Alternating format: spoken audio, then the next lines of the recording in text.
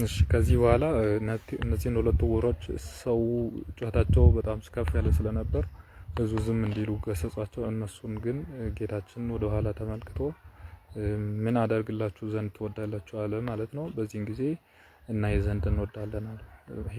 እንደ እምነታችሁ ይሁን አለ። አይናቸው ተፈወሰ፣ እያዩ ተመለሱ። እንግዲህ ተመልከቱ፣ ጌታችን የቅዱሳን ስም ሲጠራ እንደማይችል ተመልከቱ። ዳዊት አለ እንግዲህ ስለ የዳዊት ልጅ ሆይ አለ። አሁን የዳዊት ልጅ ሆይ ማረን ያለውን ክርስቶስን የድንግል ማርያም ልጅ ሆይ ማረን ብንል እውነት ኃጢአት የሚሆን ይመስለናል? እንግዲህ የዳዊት ልጅ ሆይ ማረን ሲባል የማረ ክርስቶስ እንደው ስለ እናትህ ስለ ጠባ ጡቶቿ፣ ስለ ተሸከሙ ጀርባዎቿ፣ ስላዘሉ ጀርባዎቿ፣ ስለ ታቀፉ ክንዶቿ፣ ስላጠቡ ጡቶቿ፣ እንባን ስላፈሰሱ አይኖቿ ብለን ብንለምን እግዚአብሔር ይቅር የማይለን ይመስለናል? በእውነት ከእናቱ በላይ ነው ዳዊት። የዳዊት ልጅ ማረን ስንል የሚምር ከሆነ የድንግል ልጅ ማርያም ልጅ ሆይ ማረን ብንል የማይምረን ይመስለናል? እሱን ጥያቄ ለራሳችን እናድርግና እመቤታችን ቅድስት ድንግል ማርያም እናቱ ናት፣ አብዝተዋለች፣ ወጎ ተታዝላለች፣ ክንዶቿ አቅፋለች፣ ሰማይና ምድርን የሚሸከሙትን ተሸክመዋለች። ሰማይን ሙሉን ምድርን የሚመግበውን ፍጥረታትን አጠቃላይ 22 ከመዛግብቶቹ እያወጣ የፈጠረውን 22 ስነ ፍጥረታትን በየመዝገባቸው የሚመዘግበውን እንዲሁም 22ቱን ስነ ፍጥረታት አንዱ ለአንዱ ምግብ እንዲሆኑ እንዲመጋገቡ ያደረገውን ክርስቶስን የወለደችውን ድንግል ማርያምን ጠርተን ብንለምን እግዚአብሔር ይቅር ይለናል። ይህን ሲባል ክርስቶስ ባለፈው ተሰቅሎ ሞቶ ኃጢአት አላጠፋም። እርሱ የአዳም ኃጢአት ነው። አሁን እኛ በህይወታችን በምንኖርበት ጊዜ የምናደርገው ኃጢአት የራሳችንን መስዋዕትነት ይፈልጋል።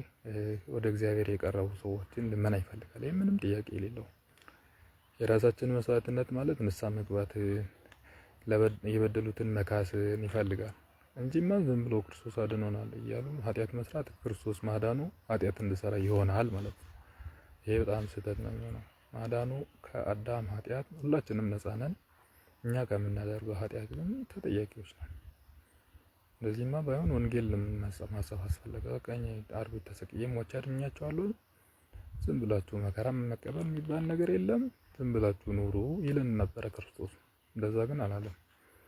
ሐዋርያት ጥንቃቄ ህዝቡን ሄደው እንዲያስተምሩ፣ ከአሕዛብነት እንዲመልሱ፣ እንዲያጠምቁ፣ ከጠመቁም በኋላ ስጋ ወይን የበላ ደምን የጠጣ የዘላለም ሕይወት አለው ብሎ ደግሞ ማቅረብ እንደሚገባ፣ እንዴት እንደማቅረብ እንዳለባቸው ደግሞ በጸሎተ ሐሙስ በማርያም ቤት በዛው ምስጢረ ቁርባንን አሳይቶ እንዴት ማቅረብና ማጥመቅ እንዳለባቸው፣ ክርስትና እንዴት ማስፋፋት እንዳለባቸው፣ ኋላም ደግሞ ከትንሣኤ በኋላ አስተምሯቸው መክሯቸው አምላክነቱን ገልጦ ክህነትን ሰጥቶ እፍ ብሎ መንፈስ ቅዱስን አሳድሮባቸው እናንተ ያሰራችሁ በምድር ያስተታሰረ ይሁን፣ እናንተ የፈታችሁ የተፈታ ይሁን ብሎ ዮሐንስ ወንጌል ምዕራፍ 20 ቁጥር 19 ላይ የምናገኘው ማለት ነው።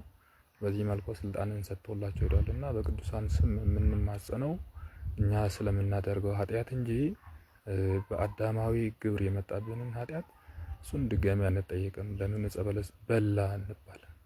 ግን ስለምን ስለምን እግዚአብሔርን በመልካም አላሰብክም፣ ስለምን አልመጸወትክም፣ ስለምን ተርቤ አላበላህም እንባላለን። ይህንን ነው የሚጠይቀው የቅዱስ ማቴዎስ ወንጌል ምዕራፍ 25 ከቁጥር 31 ጀምሮ ማለት ነው። እሱን ቀጣይ ላይ እንመለከታለን። ያስተማረን የመከረን የገሰጸን የቅዱሳን አምላክ ስም ዘወትር የተመሰገነ የተወደሰ ይሁን። በቅዱሳን ስም ስንለምን እግዚአብሔር ይራራል። መራራቱንም ቤታየን የቅዱስ ዮሐንስ ወንጌል ምዕራፍ 20 ላይ የዳዊት ልጅ ማረን ብሎ ሲጮሁ እነዛን ሁለት ዕውራንን ዞር ብሎ አይቶ እንደማራቸው የድንግል ማርያም ልጅ ማረን ብንል ይምርናል ማለት ነው። ወስብሐት ለእግዚአብሔር።